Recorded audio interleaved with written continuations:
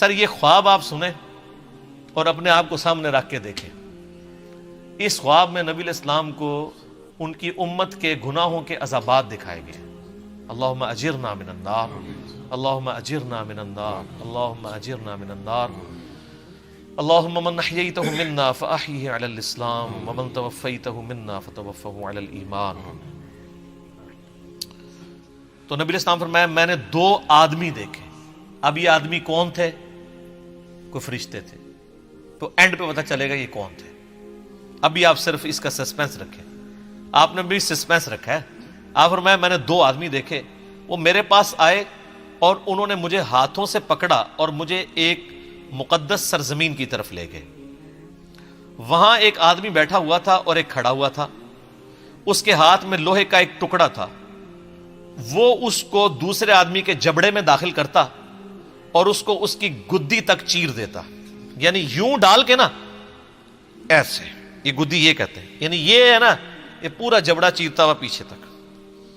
پھر اسی طریقے سے دوسرے جبڑے کے ساتھ ایسا کرتا اور اتنے میں پہلا جبڑا ٹھیک ہو چکا ہوتا. استغفر اللہ. یعنی عذاب مسلسل. وہ کر کے ہٹا تو وہ واپس آ گیا، پھر دوبارہ سے تکلیف شروع. سر یہ ایک دفعہ نہیں برداشت ہو سکتی. پھر وہ اس عمل کو دہراتا تھا. تو میں نے ان آدمیوں سے پوچھا یہ کیا ہو رہا ہے؟ تو ان دونوں نے مجھ سے کہا آپ آگے چلیے. تو میں نے ان کے ساتھ آگے چلنا شروع کر دیا. پھر ہم ایک آدمی کے پاس آئے جو زمین پہ چت لیٹا ہوا تھا اور ایک آدمی ایک بڑا سا پتھر لے کے اس کے سرہانے کھڑا تھا اور وہ اس کے ساتھ اس کے سر کو کچل رہا تھا. جب وہ اسے مارتا تھا تو پتھر لڑک کر جاتا، وہ اسے لینے کے لیے جاتا، لیکن اس کے واپس آنے تک اس کا سر پھر بالکل ٹھیک ہو جاتا. توبہ توبہ توبہ. اتنا بھاری پتھر کا عذاب اس شخص کے اوپر کہ اس کا سر جو ہے وہ چپٹا ہو رہا ہے اور پھر وہ پتھر لڑک کے دور چلا جا رہا ہے اور وہ اٹھانے کے لیے وہ پتھر جا رہا ہے، واپس آتا ہے تو دوبارہ سر واپس آ جاتا ہے. پھر اس تکلیف سے گزرنا ہے. سر آپ تو ایک دفعہ سر کے اندر برداشت نہیں ہم لوگ کر سکتے. اللہ تعالیٰ ہمیں ان عذابات سے محفوظ فرمائے. جب وہ اسے مارتا تھا تو پتھر لڑک جاتا، وہ اسے لینے کے لیے جاتا لیکن واپس آتا تو پھر اس کا سر ٹھیک ہو جاتا. وہ آدمی اس کے ساتھ پھر وہی کرنا شروع کر دیتا اور یہ عمل مسلسل جاری رہتا. میں نے کہا یہ کیا ہے؟ تو ان دونوں نے کہا یا رسول اللہ آگے چلیے. ہم اور آگے چلے حتیٰ کہ ہم تندور جیسے سوراخ کے پاس آئے جس کے اوپر کا حصہ تنگ تھا جبکہ اس کا نچلا حصہ کھلا تھا. اس کے نیچے آگ جل رہی تھی. جب وہ اوپر اٹھتی تو اس میں موجود افراد بھی اوپر بلند ہوتے. کوئی تندور تھا جو اندر سے بہت بڑا تھا تو اس میں آگ کے اوپر کچھ لوگوں کو تلا جا رہا تھا. جب وہ آگ باہر نکلتی نا تو وہ بندے بھی باہر یوں نکلتے، پھر وہ اندر چلے جاتے. استغفر اللہ. اللہم اجرنا من النار. سر یہ بخاری شریف ہے، یہ بزرگ شریف یا کہانی شریف نہیں ہے، یہ بخاری شریف ہے.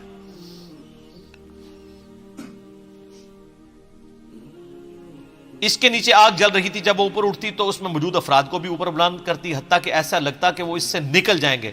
اور جب وہ نیچے بیٹھنے لگتی تو وہ واپس چلے جاتے. اور میں نے اس تندور میں چند مردوں اور عورتوں کو ننگی حالت میں عذاب میں مبتلا دیکھا جن کے کپڑے نہیں تھے.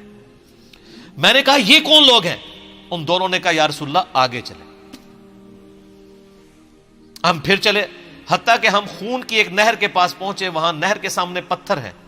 وہ شخص جو نہر میں ہے جب وہ باہر نکلنے کا ارادہ کرتا تو باہر کنارے پر کھڑا آدمی اس کے منہ پر پتھر پھینکتا، اس سے وہ پھر پہلی جگہ پر واپس پہنچ جاتا. یعنی وہ جو خون کی نہر میں عذاب ہو رہا تھا نا اس بندے کو، وہ جب اس سے نکلنے کی کوشش کرتا تو ایک باہر بندے کی ڈیوٹی لگی تھی، وہ اس کو پتھر مارتا، اس کے منہ پہ لگتا، پھر وہ وہاں جا کے گرتا، پھر وہ کنارے سے دور ہو جاتا.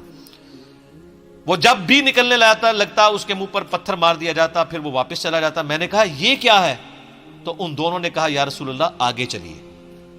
ہم آگے چلے حتیٰ کہ ہم سرسب شداب باغ میں پہنچ گئے. اس میں ایک بڑا سا درخت تھا اور اس کے تنے کے پاس ایک عمر رسیدہ شخص اور کچھ بچے تھے.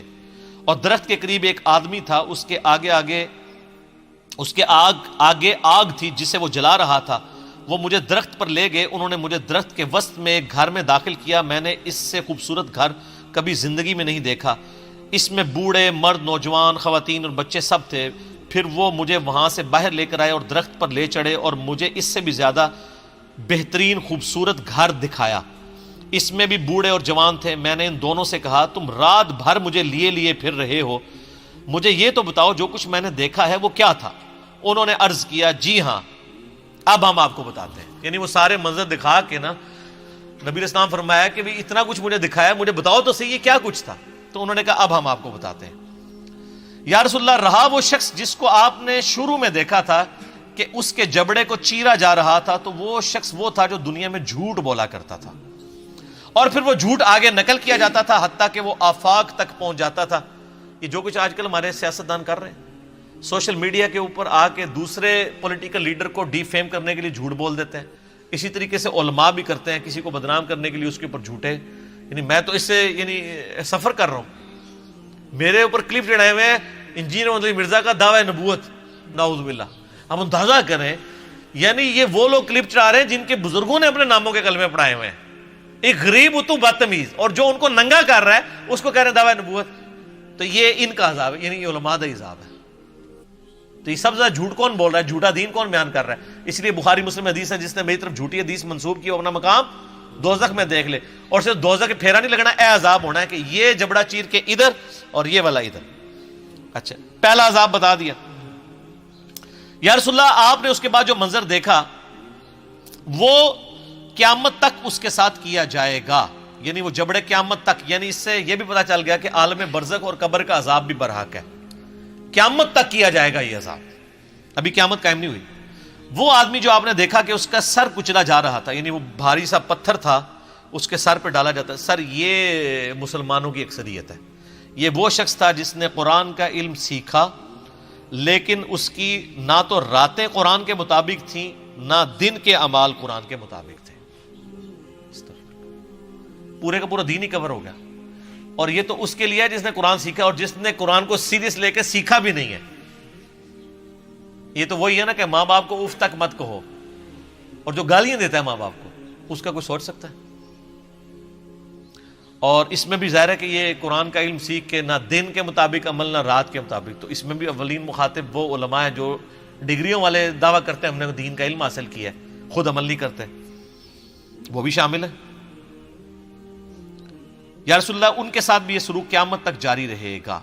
آپ نے جو سراغ میں دیکھا کہ وہ ننگی عورتیں اور مرد عذاب میں مبتلا تھے, وہ تھے جو دنیا میں زنا کیا کرتے تھے, زانیوں کی سزا, والعیاذ باللہ.